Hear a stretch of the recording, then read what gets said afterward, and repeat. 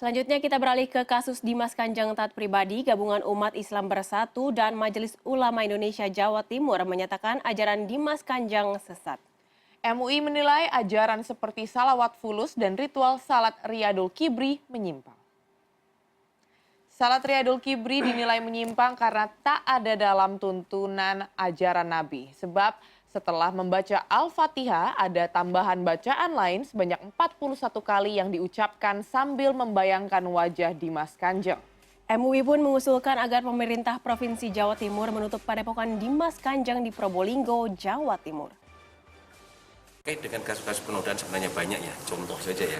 Dia di sana mengidentifikasi dirinya sebagai kun fayakun. Terus kemudian yang kedua, dia mengajarkan sebuah ritualitas yang ibadah yang sama sekali tidak ada tuntunnya di dalam Al-Quran, di dalam As-Sunnah, maupun yang dicontohkan oleh Rasulullah Muhammad SAW. Kasus Dimas Kanjeng Taat Pribadi masih terus berlanjut. Hari ini Kepolisian Daerah Jawa Timur rencananya mengizinkan pihak keluarga mengambil jenazah korban pembunuhan yang dilakukan oleh Taat Pribadi. Saat ini koresponden CNN Indonesia Wida Subianto di Rumah Sakit Bayangkara, Surabaya. Selamat pagi Wida, apakah sudah ada rencana pengambilan jenazah oleh keluarga korban pembunuhan Dimas Kanjeng saat ini?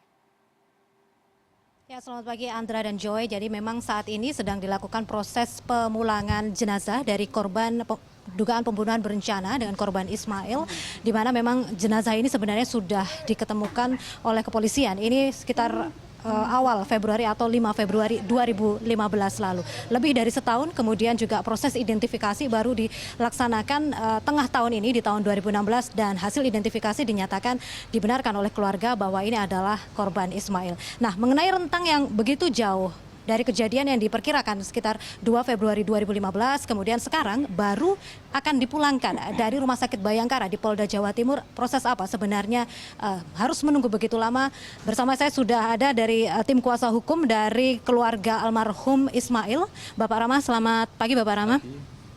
Kita tahu kejadiannya ini diperkirakan proses atau pembunuhannya ini 2 Februari 2015 dan sekarang sudah pertengahan Oktober begitu. Waktunya begitu lama. Sebenarnya proses apa yang menunggu ini? Bisa saya jelaskan, pada waktu itu tahun 2015 bulan Februari pihak keluarga sudah datang ke rumah sakit dan ke kepolisian waktu itu. Akan tetapi ada beberapa hal yang membuat keluarga tidak meyakini bahwa itu adalah jenazah almarhumah Ismail. Dengan berjalannya waktu akhirnya sama pihak kepolisian ditaruh di rumah sakit di situ di Probolinggo. Akhirnya karena nggak punya freezer akhirnya dimakamkan. Sebelum dimakamkan itu diformalin. Jadi ada beberapa hal yang terhilang karena formalin tersebut. Akhirnya dimakamkan pertengahan tahun 2016, lalu diangkatlah jenazah tersebut untuk dilakukan identifikasi. Akan tetapi dengan berjalannya waktu beliau ini almarhumah tinggal kerangkanya saja dan beberapa sel organnya. Karena terlalu banyak formalin, akhirnya susah untuk dilakukan DNA. Akan tetapi dari kronologi semuanya yang terjadi, pengakuan para tersangka, keluarga meyakini bahwa itu adalah jenazah almarhumah. Nah, agar supaya tidak berjalan nanti dimakamkan nanti diambil lagi, karena sekarang sudah jelas sudah selesai, maka pihak keluarga sekarang meminta untuk dibawa pulang dan dimakamkan secara layak secara Muslim. Lalu untuk prosesnya, baik proses pengambilan maupun persiapan dari keluarga sejauh ini bagaimana? Proses sudah dipersiapkan kita 1 minggu yang lalu, sekitar dua minggu yang lalu kita sudah ke sana melalui Polres Probolinggo karena yang menangani kasus pembunuhan almarhum Ismail Hidayah adalah Polres Probolinggo, maka kita mengajukan ke sana. Polres yang mengajukan ke Dokes Polda. Nah, hari ini kita serah terima dan langsung kita bawa ke Situbondo hari ini. Lalu untuk persiapan keluarga yang di Situbondo? Ini juga persiapan semua, hari ini persiapan semua untuk menyambut kedatangan jenazah hari ini juga. Ada yang menarik Pak Rama, jadi kalau kita lihat dari pengakuan tersangka ini, kejadian pembunuhan ini diduga pada tanggal 2 Februari 2015.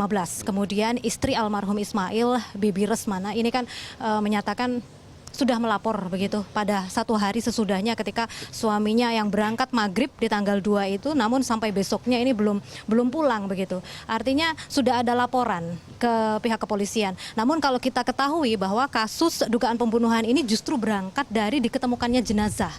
Sebenarnya bagaimana proses pelaporan keluarga ke kepolisian yang Anda ketahui selaku tim kuasa hukumnya? Jadi betul, Bibi dan beberapa keluarga yang lain itu beberapa kali, sampai kurang lebih ada 8 kali di Polsek, di Polres Situbondo. Dan di Polres Situbondo pun pernah disuruh membuat pengaduan secara tertulis. Akan tetapi itu sekitar tanggal 7 Februari 2015. Akan tetapi padahal 1 hari, 2 hari, setiap hari beliau ke sana. Selalu gagal. Akhirnya tanggal 7 disuruh membuat pengaduan tertulis dan di situ ada semua lengkap. Tapi kenapa saya juga nggak tahu Polres Situbondo tidak memproses ini. Kalau tidak ditindaklanjuti saya juga tidak tahu. Alasan mereka apa saya juga tidak jelas juga. Artinya sudah sempat 8 kali laporan begitu ya. Betul. Lalu yang menarik juga selama 1 tahun ini Ibu Bibi selaku istri dari almarhum Ismail kenapa tidak meyakini kalau jenazah yang sudah diketemukan itu dinyatakan Mr. X yang bajunya identik dengan baju suaminya. Kenapa belum bisa mengakui kalau itu adalah suaminya? Jadi belum bisa mengakui karena fisik yang ditemukan itu memang berbeda. Kayak mohon maaf kayak hidungnya, dahinya, giginya, rahangnya itu berbeda semua posisinya karena terlalu kejam penyiksaan yang dilakukan terhadap almarhum Ismail. Sama sekali tidak manusiawi sama sekali, Mbak. Terima kasih Pak Rama atas waktunya. Selamat melanjutkan proses pengambilan jenazah kembali. Sementara itu Andra dan Joy untuk proses perjalanan jenazah ke Situbondo ini juga keluarga sudah menyiapkan liang lahat untuk korban Ismail di mana ditempatkan di tengah kota Situbondo di mana itu merupakan makam keluarga. Sementara keluarga dari Ismail sendiri ini biasanya tinggal di kawasan Desa Uringin Anom di Situbondo. Andra dan Joy. Baiklah, terima kasih Wida Subianto atas laporan Anda dari Surabaya, Jawa Timur.